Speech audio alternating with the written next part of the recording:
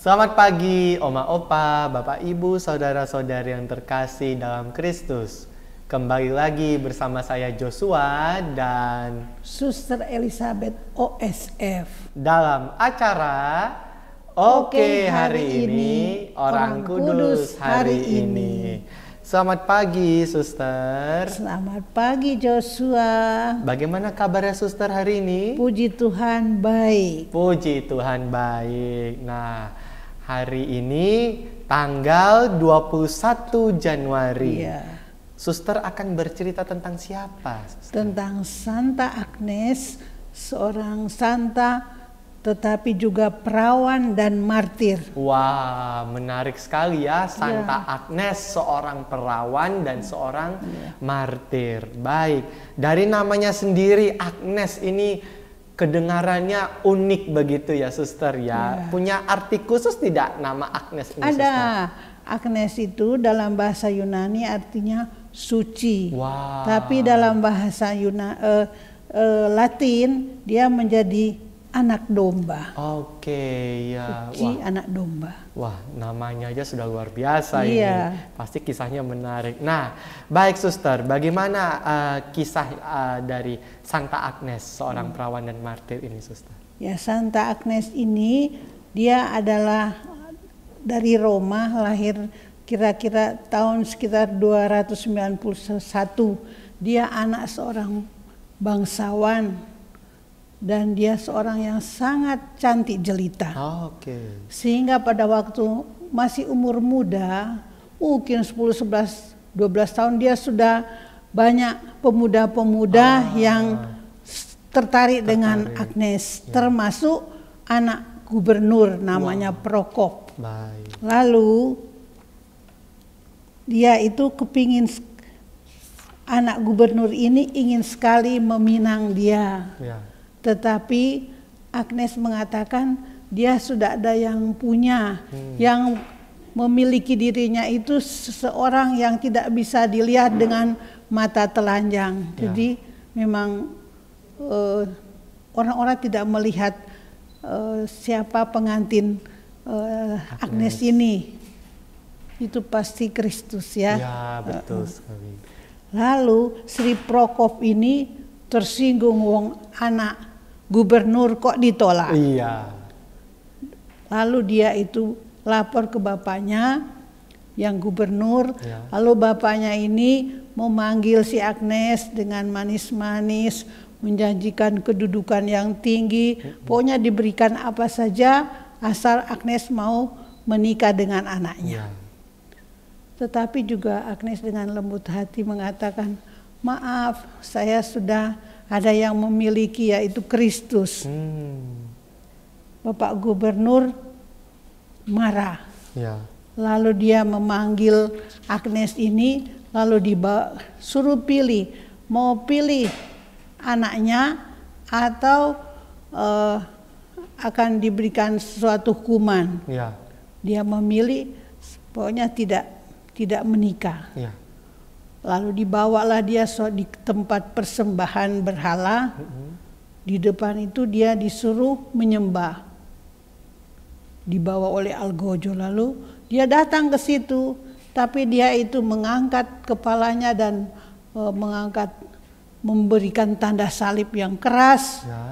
Sehingga gubernur tambah marah. Iya.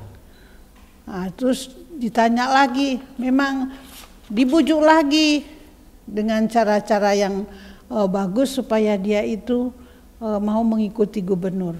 Tapi saat itu dia baru umur 12 tahun loh. Masih muda, tetapi kata-katanya itu sudah bisa menjawab dengan bijaksana. Lalu karena dia tidak mau, dia malah tanda salib. Lalu dia diancam mau dibawa ke tempat itu pelacuran. Tidak takut, dia tetap berangkat ke sana. Dan pada waktu itu, waktu dibawa oleh orang-orang itu, wajahnya itu bersinar. Sehingga beberapa pemuda itu lari, tidak berani mendekati. Lalu ada seorang pemuda yang lain mencoba, mau mengganggu. pada saat itu terjadi kilat ya. Ya. Dari sinar sehingga dari langit sehingga pemuda itu tiba-tiba jatuh dan tubuhnya gemetar dan menjadi buta. Wow. Orang-orang pada ketakutan, lalu dibawalah ke Agnes, lalu dia memuji Tuhan. Si Agnes ini akhirnya si pemuda ini sembuh kembali. Itulah si Agnes yang sungguh-sungguh dipilih Tuhan. Lalu gubernur ini menjadi murka, ingin menjatuhkan hukuman mati kepada Agnes. Ya. Algojo diminta oleh gubernur untuk memberikan hukuman yang sungguh istimewa. Tapi dia sebagai pengantin surgawi tidak pernah menolak itu. Dia lebih baik mati daripada akan mengikuti kehendak gubernur. Akhirnya dia itu dibawain alat-alat yang ngeri itu, rantai dan besi mungkin untuk membungkuk, mencambuk dia. Tapi dia itu tidak gentar.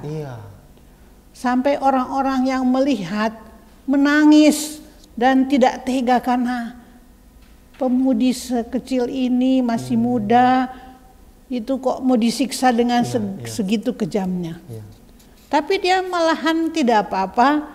Justru dia malah mau menghibur orang-orang itu. Biarkan saja, saya akan rela untuk melakukan ini. Tapi saya sedikit pun saya tidak akan menyerah. Lebih baik saya, dan diancam lebih baik mereka membunuh dia. Ya enggak apa, lebih baik darah saya dikorbankan, keluar karena kamu siksa saya berdarah, daripada saya mengorbankan kesucian saya. Luar biasa ya. Luar biasa. Jadi terharu sekali. Ini seorang pemudi yang penuh Roh Kudus. Betul. Akhirnya memang dia disiksa, dihujani dengan segala macam alat-alat yang untuk membunuh orang dengan kejam, dan dia meninggal sebagai martir pada waktu umur baru 13 tahun. 13 tahun pada tahun 304. Itulah dia Santa Agnes. Lalu jenazahnya dimakamkan di Via Nomentana dekat Roma. Kurang lebih 50 tahun lalu dia itu oleh Konstantinus Agung mendirikan gereja besar, ditempatkan di gereja ini, biasa di bawah altar. Dan banyak orang datang mendoakan dia, mendoakan dirinya karena tahu dia adalah orang suci. Gereja ini akhirnya menjadi dibuat bagus lagi, menjadi sebagai Basilika Santa Agnes ya. Itu. Lalu untuk menghormati Santa Agnes ini ada patung dari Agnes ini yang ada dia mendekap seekor domba yang artinya lambang kemurnian, lalu daun palem sebagai lambang keberanian. Itu, dan berabad-abad lamanya Pesta Santa Agnes di tanggal 21 Januari ada suster-suster di Basilika Santa Agnes ini.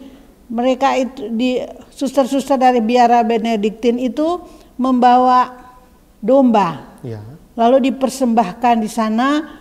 Lalu bulu-bulunya itu 1 tahun kemudian bulu-bulunya itu diambil, digunting, lalu membuat 12 pallium. Pallium itu semacam stola yang dipakai uskup ya. Lalu itu diberikan kepada uskup agung sebagai lambang domba yang digendong oleh gembala yang baik. Itulah Santa Agnes yang sungguh-sungguh suci, perawan dan martir. Wah, luar biasa sekali ya. Saya yakin oma opa, bapak ibu yang menyaksikan ini merinding mungkin suster ya. Bayangkan saja pemudi berusia 13 tahun dengan keberanian yang luar biasa. Kalau tadi kita simak baik-baik, suster bahkan mengatakan apa? Betul-betul penuh dengan Roh Kudus, luar biasa sekali. Jadi Santa Agnes meskipun usianya masih sangat belia, 13 tahun ya, tetapi imannya sungguh luar biasa. Bahkan ancaman kematian ya dia tidak hiraukan ya. Bahkan dia berusaha menghibur orang-orang yang menangisinya. Iya. Wah, memang seperti Yesus ya, kalau kita mungkin membayangkan kisahnya seperti Yesus sendiri ya. Jadi memang luar biasa sekali. Bahkan kalau kita runut dari awal, dari namanya saja kan luar biasa ya. Agnes artinya tadi suci. Bahkan pada akhirnya ketika sudah wafat dihormati gereja, Agnes ini digambarkan mendekap seekor anak domba. Agnus gitu ya. Jadi memang sangat berhubungan sekali. Lalu tadi bahkan suster mengatakan memegang daun palem ya, lambang keberanian. Nah, jadi betul-betul Santa Agnes ini menjadi teladan yang luar biasa sekali, dan saya yakin oma opa, bapak ibu semua yang menyaksikan tentu sangat terinspirasi dari kisah Santa Agnes, seorang perawan sekaligus seorang martir. Baik, terima kasih banyak Suster Elizabeth telah memberikan kisah yang luar biasa tentang Santa Agnes ini. Semoga kisah ini dapat menjadi inspirasi dan teladan bagi kita semua. Dan sebelum kita mengakhiri perjumpaan kita pada hari ini, marilah kita berdoa bersama-sama. Dalam nama Bapa dan Putra dan Roh Kudus. Amin. Santa Agnes, doakanlah kami. Kemuliaan kepada Bapa dan Putra dan Roh Kudus, seperti pada permulaan, sekarang, selalu, dan sepanjang segala abad. Amin. Dalam nama Bapa dan Putra dan Roh Kudus. Amin. Terima kasih Oma Opa, Bapak Ibu, Saudara-saudari yang terkasih atas kebersamaan kita pada hari ini. Dan sampai jumpa di acara Oke hari ini Orang Kudus hari ini selanjutnya.